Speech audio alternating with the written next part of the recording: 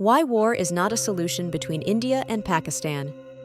The relationship between India and Pakistan has been fraught with conflict since their inception. This video explores why war is not a viable solution to their ongoing disputes. We will examine the historical context, human and economic costs, and geopolitical implications of conflict.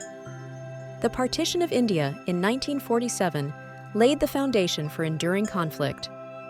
The division of British India into two separate nations triggered mass migrations and communal violence.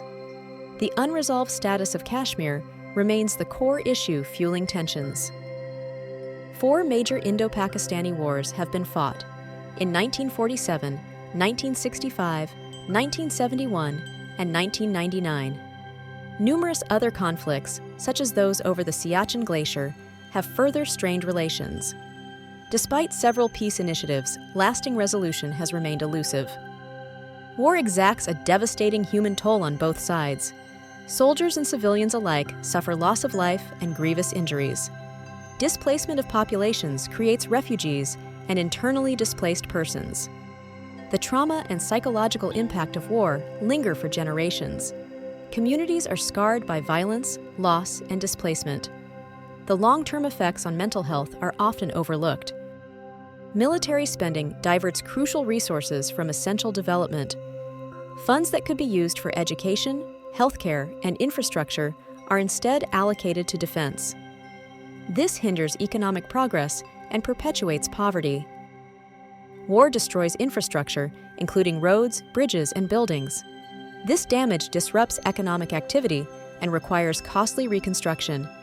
The impact on trade and investment leads to economic instability.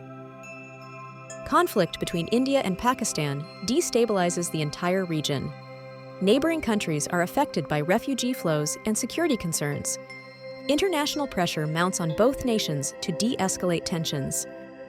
The existence of nuclear weapons adds a dangerous dimension to the conflict.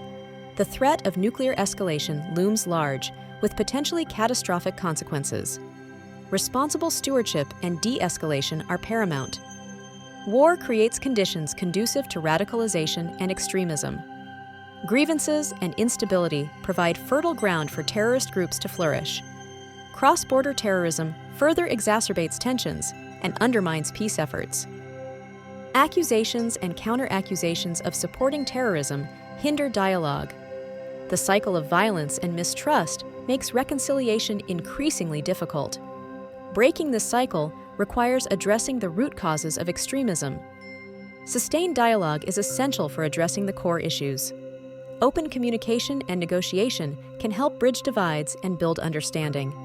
Ignoring the issues will only allow them to fester. Confidence-building measures can reduce tensions and promote trust. Joint initiatives and people-to-people exchanges can foster goodwill. These small steps can pave the way for more substantial progress. Track 2 diplomacy, involving non-governmental actors, can play a crucial role. Academics, civil society leaders, and former officials can facilitate dialogue. These informal channels can explore new avenues for resolution. The international community can play a constructive role in mediating and facilitating dialogue.